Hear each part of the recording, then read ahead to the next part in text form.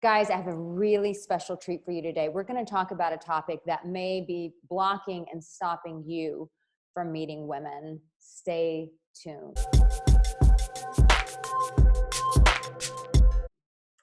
Well, hello and welcome. My name is Arica Angelo, and I'm your dating and relationship expert. But I have a very, very special guest on this video. His name is Sam Pond, and he is a coach for men. And Sam and I have had this love affair for years where I met him at a conference and just fell in love with this guy. And I was like, this guy is called to greatness. Sam Pond, welcome. Arica, it's so good to see you. It's been way too long. It has. And yet no time has passed at all. Not at all. We always just pick things right up. We do. Yeah. So I met you at, well, first, let me just kind of give the guys the tease because they don't want to hear anything about how we met until they know what they're going to get out of this. So yep. We're going to talk about, let's just keep it real. We're going to talk about like, there's that one thing that men, I would say all men that I've met, not every man, but the majority of men do this one thing, and it really sabotages them, not only with women, but I think it sabotages men from their greatness, from who they really can potentially be. And we're going to talk about that, and you're going to share your own story of your journey in this and how, you were really blocked and what that did. And also how you went from being my client to actually coaching me in Thailand. I can't wait to get to that story. You guys don't want to miss this story. How does this guy go from client to coaching his coach? It happens. So I met you in Las Vegas at Zan Perion's Amirati conference. Yep. And I remember walking to the room. I was speaking to the guys, and I was waiting for another. So someone had prefaced it and said, listen, you're going to speak. There's someone speaking right now. You're going to speak. Or they said someone had just spoken, and then the guys were just kind of recapping on that. And then you're going to come in and speak to the guys. So I walk in, I don't know a lot of the guys. And then I see you, and I'm like, oh, that was the guy who just spoke. I just knew it inside. I was like, he just spoke. This guy's a coach. Okay. I was like, ooh, he looks like he said some deep shit. Like I can feel deep things coming from this man, and I have to follow this. Great. So we do the event, you and I connect, and I find out you were not the coach. And I was like, I was so confused. Like, how is this guy not the coach? Like my intuition said that he's the coach. I don't get this.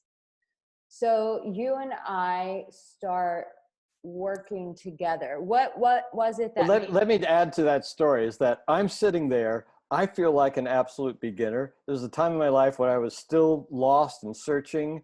And I remember catching eyes with you, and I'm thinking, oh no, she thinks I'm staring. Like I had all this reactive energy in me still. And I remember looking at you, and you looked back at me. I thought, oh, she thinks I'm eyeing her. I'm stalking her. I was trying to be invisible, and you saw something totally different. Totally. So it's surprising. Totally. And I'm a woman who loves men, so I would have welcomed that attention anyways. You eye me up and down, bad boy. Yeah. And so what was it in you that made you want to work with me? Oh, I was, I'd done a lot of work. I'd studied with many different people, but I still feel I was still in my head, and I wasn't really feeling my heart, and I didn't really understand, even though I look back on it, I know I'm a very heart-centered person, but I didn't know how to access that, especially for myself. Yeah.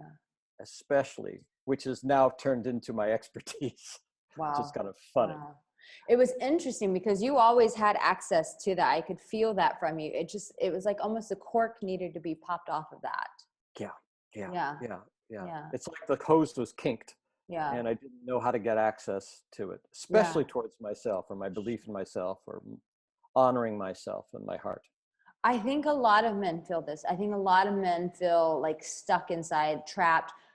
Confusion. I think a lot of guys go through confusion of, like, I want to have this beautiful woman in my life. I want to have these emotions. I want to feel, but some guys are like, I just can't like connect with this. Like I see it, I want it, it's there, but I don't know how to connect with that. And then they try to filter it through their heads, and that mucks everything up. Totally, totally. And what is that when you say they filter it through their head and it mucks things up? How does that play out? What does that look like? Well, it's like we have, and we'll be talking more about this, but you have all these feelings inside of you, and most men who have never been trained in any sort of emotional intelligence or emotional flow, but they are very confident that they can figure things out. And and it leads to a very limited awareness, very limited self-wisdom. Yeah. And where they try to feel their feelings through their head. Yeah. It happens all the time. Yeah. Oh no, I'm sad. I can feel I'm sad, and I can see. No, you're still 90% in your head. Yeah, for sure. And how that plays out for a woman is when a woman experiences that, one, you know, we say, oh, I feel like I'm dating this robot because it's like, it's just all head stuff. It's like, I always call it like dating Spock from Star Trek, where he gives you all this information, but you can't really feel him. You can't connect with him. And I think that that's what a lot of women feel from men is like, I can't connect with you. I can't feel you. And so in that, it's just like, ugh. And then also the head guys, if they're single, these are the guys that don't get the second date because the woman's like, I didn't feel anything with you. Like you're a nice guy. I can't tell you how many clients and how many men come to me and they're like, on paper, I'm a great guy, but I can't seem to get a woman. And it's like a woman, like the thing that makes her want to give her body over to you is the feelings that you bring out of her, that connection, what you elicit out of her. But if you're not giving that to yourself, you can't share that with her. So true. And from women, I've also heard, you can tell me if this is true, that when men are in their heads, it triggers a sense of unsafe. For sure. For sure. A little bit unsafe. Totally unsafe. And you feel a bit abandoned. Yeah. Yeah. You feel, that's been my experience when I'm with a guy who is very in his head. I'm like, I feel abandoned. I feel like you're trying to create this sense of connection, but there's no connection there. And you're actually withdrawn from me. And that makes me feel alone. And that abandonment is probably the reason of their own sense of abandonment is probably why you're sensing it in yourself too. Sure. Abandonment is so painful from very early in our lives, or maybe even generations before. Do you feel comfortable? I won't push you to do this. Do you feel comfortable sharing why you started going on this journey with women and working with coaches? Do you feel comfortable sharing this or no? I sure do. Okay. It's kind of, I get asked this question a lot and I wonder how. Oh, Sam. Sorry, we had an internet connection issue. So you were saying so many people ask you this question and you're a little like. And it's funny because I don't know how to answer it because I've lived for 64 years and everything has some kind of meaning and effect on my life. But in a nutshell, I was the happy kid in a dysfunctional, I'm going to put happy in air quotes, in a very dysfunctional house where there was a lot of physical and emotional abuse. And my way of dealing with it was to become the star or the clown or the diplomat. So I was never feeling myself. I was always taking care of everybody else. And I became expert, I came to realize this years later, at deflecting tension. I made careers out of deflecting tension, of keeping everybody happy. If there's anything happening, I had this little magical trick of just saying something and doing something everybody would forget. But it never went deep. And with women, I was constantly attracting broken women, which to me, being the hero, felt like if I could rescue them, I would get love. That was my life. Wow. And so it's a whole nother podcast, but I had a nervous breakdown. It was it was 10 years ago. Big flat out, my whole body gave out. It was like my body knew I wasn't happy in a marriage and happy in my career. And I was really the textbook of compartmentalizing and keeping everything at bay. Wow. So my body just snapped. 6 weeks later, rehab center in the middle of New Mexico. It's a whole story, really good story. I came out scrubbed clean, and I realized I don't know who I am. Mm. I really don't know. Mm. So I tried everything, and it wasn't until I met Johnny Soporno, and then I met Zan through him and you, and then Brian and the Fearless guys. I started to realize my path to understanding myself had to go through women. That was where Wow. my biggest wound was. Wow. And Wow. once I started, because all the landmark, all the life coaching, everything never got really deep. And it's when I Mm. really started feeling myself into women where I went, whoa, Mm. whoa, this is the path. I think that's the beauty of women that men forget. Sorry, my lighting's, I have to sometimes wave and the lighting comes back. Sometimes I think that men forget and lose sight that women will actually woo them back into their hearts. Like I was just talking with a client about like when guys go into battle and they, it's like to fight to protect their home, fight to protect their children, their wife, their community. And then when they're on the battlefield, what do? They carry that little pocket holder with her picture in it. And it's like something about a woman makes a man not only want to fight to protect her, but she inspires him to fight for himself. So true. I didn't even know what to say. That's really powerful. And there is on the other side, even after whatever battles we have, that it's okay. Not only is it okay, but it's necessary to share your pain Whoa. with a woman. So Whoa.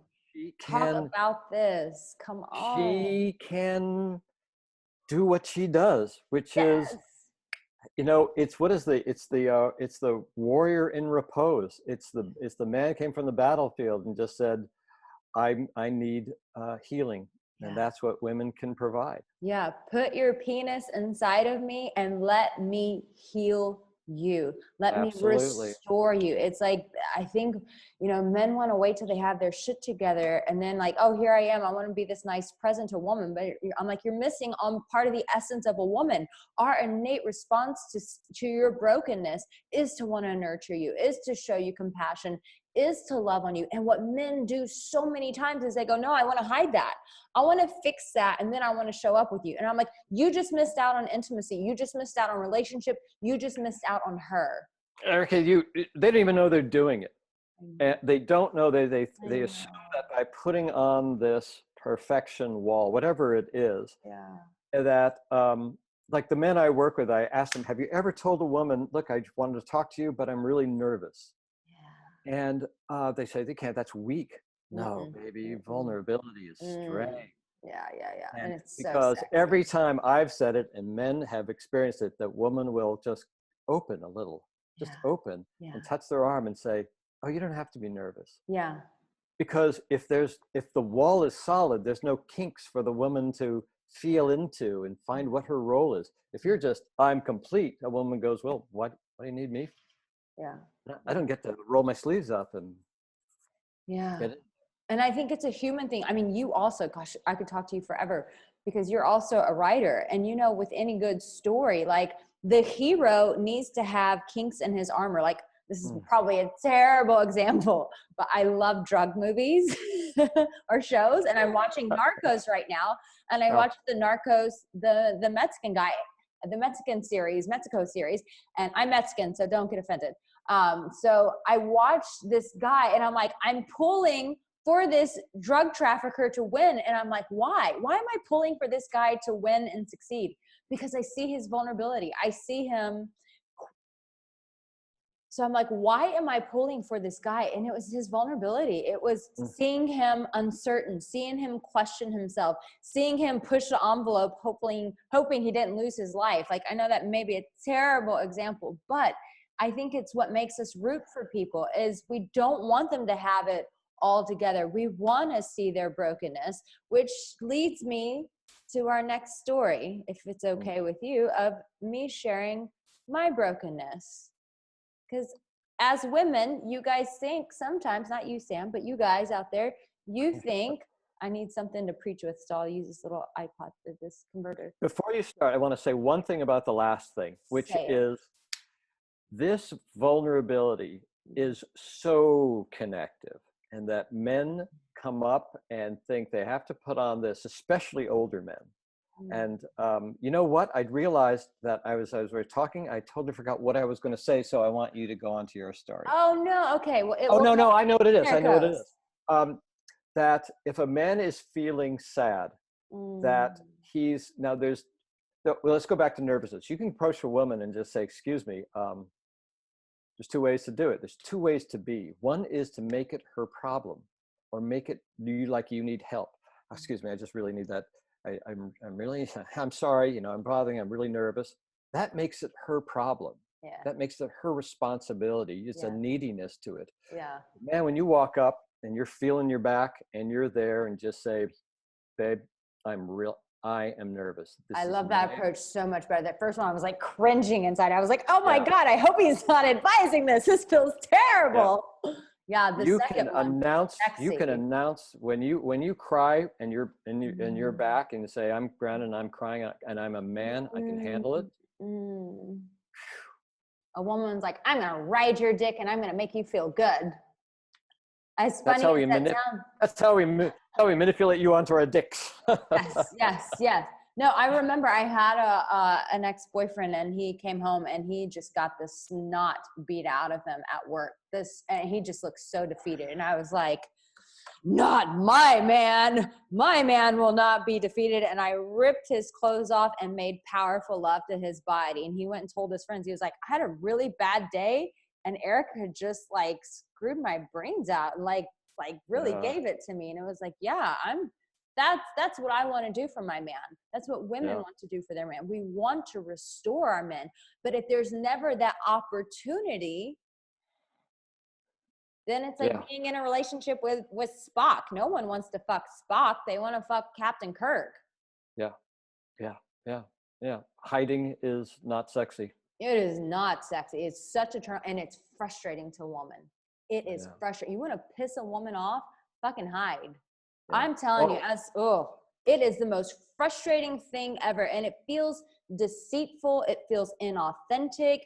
And it's a sense of abandonment. Like what we were just talking about. This is how abandonment plays out, because you are abandoning yourself by not showing up as the real you in that conversation with her, still being in your strength, but still letting those tears fall. Instead, you're withholding that aspect of yourself because you're hiding, and she feels that. We're intuitive as fuck.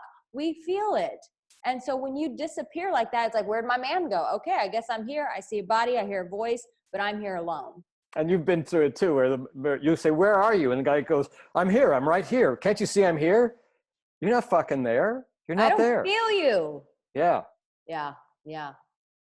So tables turned, and, you know, because women, I think we can get like this too. We can push things down. In fact, I think that as we continue to go through this fluctuation of women stepping into their masculine, women providing for themselves, running their own businesses like myself, that we can get in this like masculine flow. And sometimes we can start pushing our own emotions down. And I'll never forget reaching out to you, because you had such a strong presence. I remember when you and I were coaching, it was such a beautiful flow. I to this day, you're still one of my favorite clients, because you had such this, like, you were just this open vessel with depth. And it was just like, I could just say things and you just got it. Like your spirit, everything just got it. And I was like, wow, I don't have to like break this down. This is just boom.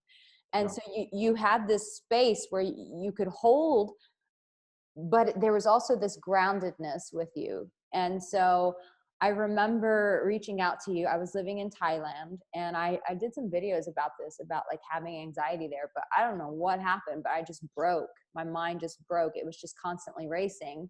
And I had went from Bali, and then I went to Thailand, and I was just running from my breakup. I was just like, it hurt. The pain was so intense that I was just running, just full force. Like, I'm not dealing with that. I'm going to date other guys.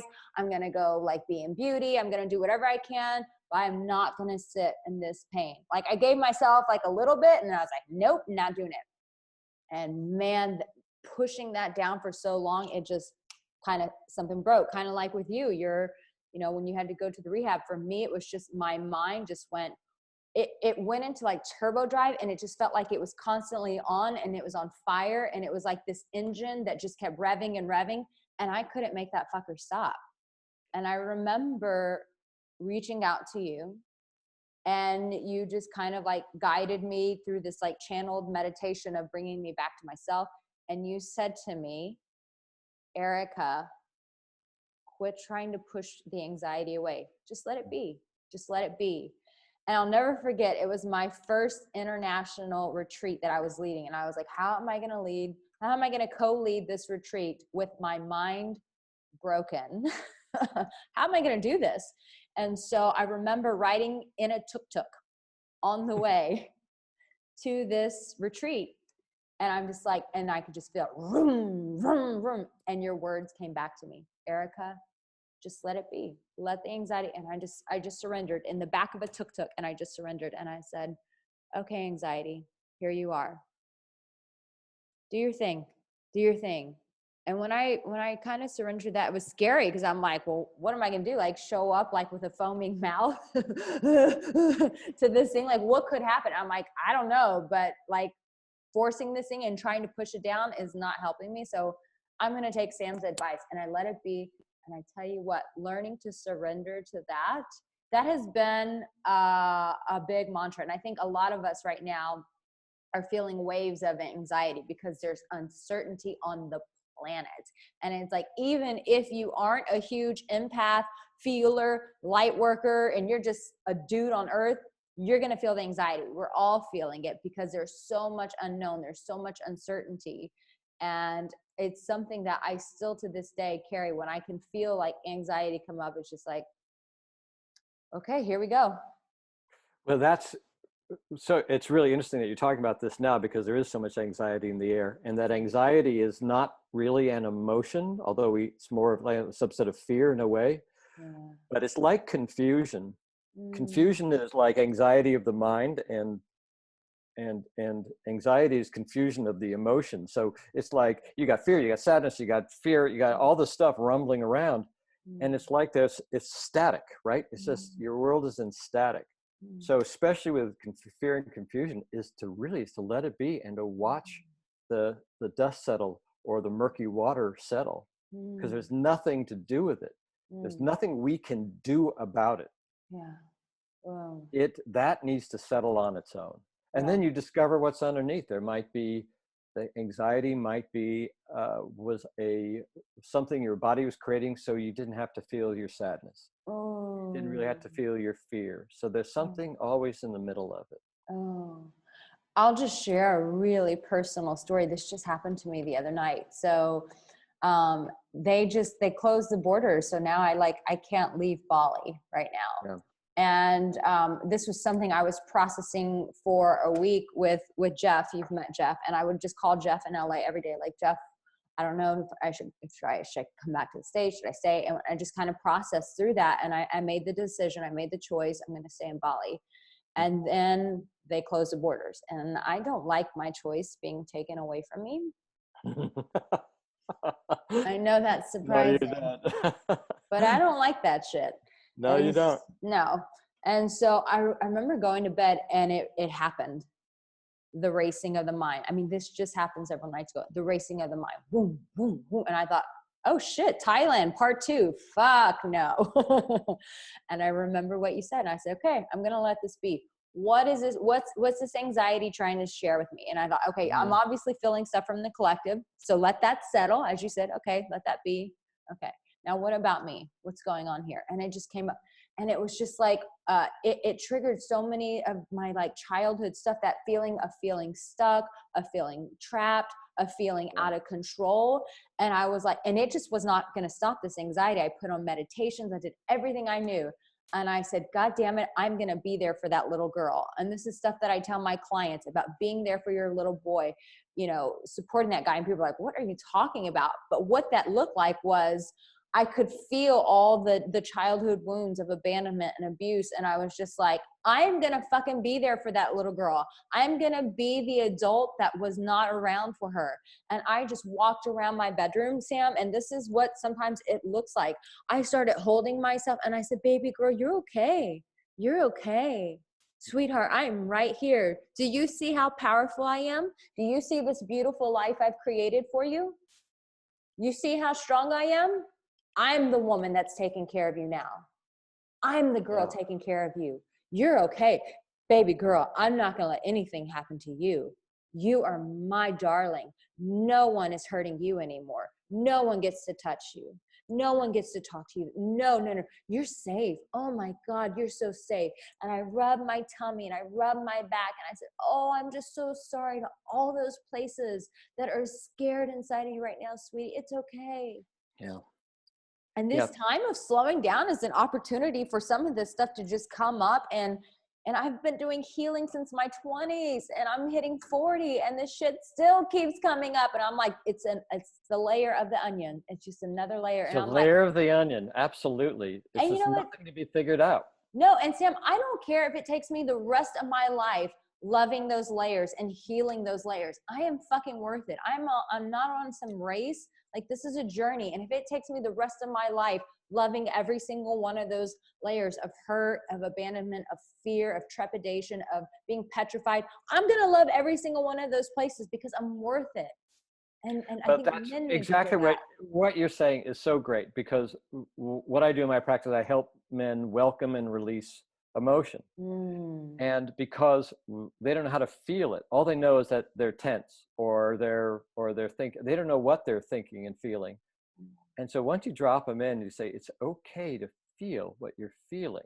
Now, by the way, the goal is I want to meet a girl, I want to seduce a woman, I want to have great sex. That's all great. But if you're doing it from your head, as we said, you're not connecting. So we drop into feeling, really feel that sadness. And when you embrace a feeling, there's two ways. You can say, oh, here I am, I'm a sad man. Well, you're not actually, you're just releasing sadness back into sadness. Whoa. So what you're saying is you can be like, you can feel sad from your feminine, which is nurturing. You can handle it. You're here with me. You're safe. Or from your back, which is, I'm your dad. I love you. I'm here. I am just here. And a lot of men find this really powerful. They can feel their sadness from their masculine frame and say, wow. And they both deliver love to the feeling. That's different type of love. Yeah. And once they start to feel, all of a sudden they show up differently in the world, and like they'll get reports like 3 girls smiled at me in the street and I wasn't doing anything different. Exactly. Because you stop trying energy, to fucking, baby. it's all energy. Energy don't lie. It don't lie. Yeah. That's exactly it. It was me going back and forth from my masculine side of saying, look how powerful you are. Look at what you created. That masculine, like, I got you. No one is going to come at you. I got you. But then we need both. You need that masculine of, you're safe. No one's going to fucking touch you. You're okay. I got you, man. You're supported. I'm right here. But then you need that nurturing of, it's okay. It's okay. I'm right here. Yeah. You gotta have And we can't forget the masculine also in the role of a father. I'm a father. My role in the family was, okay, you're sick, you're sad, it's okay. I'm here. Mom is delivering what she could, but it's the role of the dad to say, okay, you good? Let's go. Let's go. You good? Let's go. Let's go out in the world. Let's find an adventure. Let's talk to a girl. That's what you can deliver to yourself as a guy. Yeah. The mantra is, I'm a man. I got this. I'm a man. I can handle all the sadness in my body. I can handle it. I even feel sad because you can really feel your sadness when you're feeling it from a masculine place. Like, whoa, I can handle this. That means it's safe to be sad. It's safe to be fearful. I don't have to run from this. I do not have to run from this. I got this. Yeah. Sometimes it takes a little while. Yeah. So guys, that's kind of what I want to share with you. And that's what we're saying is, you don't have to run. You don't have to run from your emotions. You don't have to run from your pain. In fact, baby doll, your running is what's stopping you from meeting women. it's stopping you from having love. You know, even you guys who are in relationships and you're so frustrated with your wife. Why can't she do this? Why can't she do that? You know, you're wanting, essentially what you're wanting is love from her. But chances are, if your emotions are blocked and you're preventing things from coming up, what you're also preventing is her love. And so guys, I want to say, quit shooting yourselves in the foot. And I would highly encourage you guys. I'm going to put, Sam, your Instagram, your website on this. I highly encourage you guys to reach out to Sam, because, you know, it's great to have a female coach, but sometimes men also need just a safe guy to come to and say, this is where I am. And I vouch for Sam, and I say Sam is a really fucking safe guy. I mean, if I would trust him in the middle of my brokenness and go from coach to client, that says how much I respect this man and how safe I personally feel with him. And so it's absolutely, my love, absolutely. And so you guys, I highly encourage you, if this is something that you really feel stuck in, book a session with this guy, talk to this guy, reach out, but do yourself a favor and quit doing what you've always done, because it's getting you what you already have. And chances are you're not happy with what you have. You know, to that point, men think that most men feel some kind of aversion of fear around women, right? Yeah. And that they think, oh, if once I take care of this fear thing, I'll be free. Yeah. No.